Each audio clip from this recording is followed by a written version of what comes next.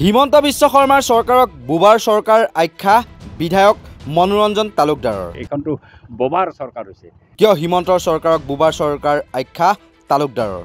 ববা ৰাইজৰ কথা শুনাত তেওঁলোক ববা, কিন্তু তেওঁলোকৰ মুখখন সদায় খোলা ৰাখি অবাধে যি খুচি তাকে কয়। দুৰ্গত মানুহক ঊৰ্ধত কথা কোৱা উচিত নহয়।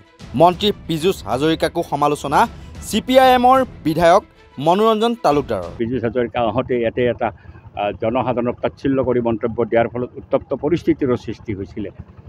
এতিয়া দুৰ্গত মানুহক উদ্ধত কথা বতৰাটো কোৱা উচিত নহয়। মানুহৰ যিটো দুৰ্দশা পীযুষ হাজৰিকাই গুৱাহাটীত বহি থাকিটো বুজি নাপাব, আহিলেও বুজি নাপাব। আহিছে, দৌৰি আহিছে মানুহক দেখাবলৈ, কিন্তু ফ'ল' আপ একশ্যন কি কৰিছে এইটো চাব লাগিব।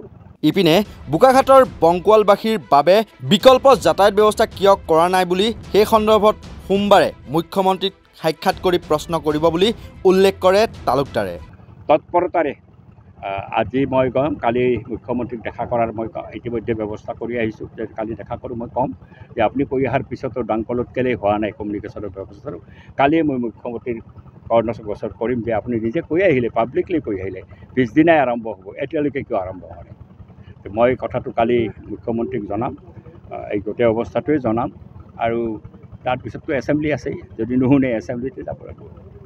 তেওঁলোকেতো গা ঢাকা দিব বিচাৰে, গোটেই ঘটনাবিলাক তেওঁলোকে হেঁচা মাৰি ধৰিবলৈ বিচাৰে, যেন ঘটনাই এই ধৰণেহে তেওঁলোকে ভূমিকা পালন কৰে। কিন্তু আমিতো চবকে দেখিছোঁ, সেইকাৰণেতো আমি ঘূৰি ফুৰিছোঁ যে আমি জানিব লাগিব। জানি লৈ পেলাই তেওঁলোকৰ এই ঘটনাবিলাক যিবিলাক ঘটিছে ইয়াক হেঁচা মাৰি ধৰি চোৱা বা কোনো ঘটনাই বুলি এৰাই যোৱাৰ যিটো প্ৰৱণতা তেওঁলোকৰ মাজত আছে, এইটো জনবিৰোধী প্ৰৱণতা। এই প্ৰৱণতাৰ বিৰুদ্ধে আমি স্বচ্ছৰে প্ৰতিবাদ সংগঠিত কৰিব লাগিব। দেওবাৰে বিধায়ক মনোৰঞ্জন তালুকদাৰৰ সৈতে CPIMৰ ৰাজ্যিক সম্পাদক সুপ্ৰকাশ তালুকদাৰেও বংকুৱাল নেঘেৰিটিং সংযোগী চিহ্ন মথাউৰি পৰিদৰ্শন কৰে।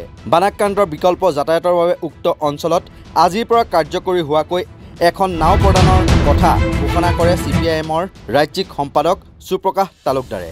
অসমৰ বান সদৃশ পৰিৱেশ সৃষ্টি হৈছে বুলি কোৱা গৃহমন্ত্ৰী অমিত শ্বাহক বংকুৱাললৈ নিমন্ত্ৰণ কৰি কটাক্ষ কৰিলে সুপ্ৰকাশ তালুকদাৰে। অসমলৈ এতিয়ালৈকে কেন্দ্ৰীয় চৰকাৰৰ কোনো প্ৰতিনিধি অহা নাই। আমি দাবী কৰিছোঁ প্ৰধানমন্ত্ৰী নহ'লে গৃহমন্ত্ৰী অমিত শ্বাহ ইয়ালৈ আহক আৰু স্বচক্ষে চাওক। আৰু অমিত শ্বাহ যদি আহে তেনেহ'লে তেওঁক প্ৰথমতে এই ঠাইলৈ আনিব লাগে। কিয়?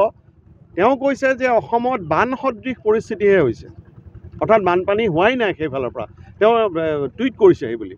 গতিকে বানপানী হৈছে নে কি হৈছে এইটো চাবলৈ মই ভাবোঁ যে প্ৰথমতে তেওঁ যেতিয়া আহিব এই বাংকুৱাললৈ তেওঁক আনিব লাগে। গতিকে তেওঁলোকে এইটোক ৰাষ্ট্ৰীয় সমস্যা হিচাপে ঘোষণা কৰাৰ যিটো গুৰুত্ব, এইটো আমি বেলেগে ব্যাখ্যা কৰিব নালাগে।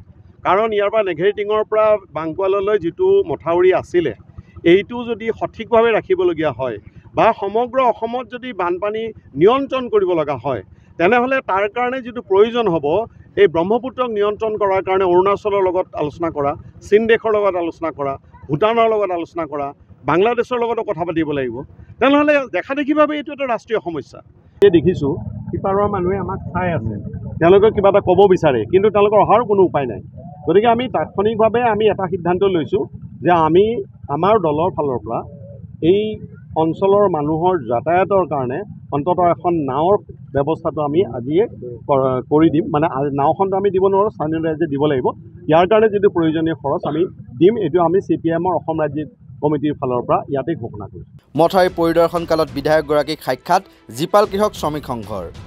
বিধানসভাত বংকুৱালৰ বান পৰিস্থিতিক সজোৰে উত্থাপন কৰিব বুলি বিধায়ক মনোৰঞ্জন তালুকদাৰে দিয়া আশ্বাসক আদৰণি জীপাল কৃষক শ্ৰমিক সংঘৰ। সাংবাদিকৰ যে তেওঁলোকে কথাবোৰ কোৱা কথাটো ইয়াত ক'ব, ঠিকেই ক'ব, কিন্তু একেটা কথাকে কিন্তু তেওঁলোকে পাব্লিছ হ'বলৈ নিদিয়ে, হাউচত চব ব্লক কৰি দিয়ে। যোৱা পীযুষ হাজৰিকাৰ ঘটনাটোত পীযুষ হাজৰিকা নিজে অফিচলৈ ফোন কৰি তেওঁ মালিক পক্ষক ধমকি দিছে, কোনো কাৰণত মোৰ লগত হোৱা কনফ্ৰণ্টেশ্যনটো, ৰাইজৰ লগত হোৱা মোৰ লগত যিটো হতাহতিটো কোনো কাৰণে বাতৰি সম্প্ৰচাৰ হ'ব নালাগে বুলি কয়।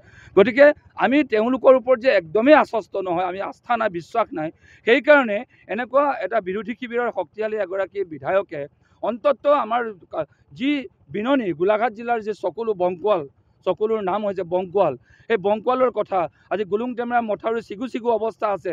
যদি ভদিয়া বানৰ সোঁতে যদি পায়, এবাৰ দুখুটিমুখত 4টা ইতিমধ্যে তাত ফুটা ওলাই গৈছে। তাৰ প্ৰতিৰোধৰ ব্যৱস্থা কৰে ৰাইজে পিপুলছ প্ৰজেক্ট কৰি পেলাই তাত প্ৰতিহত কৰি ৰাখিছে। গতিকে আমি এই সকলোবোৰ বাৰ্তা, পশুধনৰ যি সমস্যা, আজি কৃষিমন্ত্ৰী অতুল বৰাৰ নাটকীয় ইনজেকশ্যন দি ফুৰা কাৰবাৰ সকলোবিলাক কথাকে যাতে উপস্থাপন যাতে বিধানসভাত কৰেগৈ সেইটোকে আমি আবেদন জনাবৰ কাৰণে তেখেত অহা বুলি গম পাই আমি উঠাটো খাই আহিছোঁ। বোকাখাটৰ পৰা উত্তম শৰ্মাৰ প্ৰতিবেদন, নৰ্থ ইষ্ট নাও।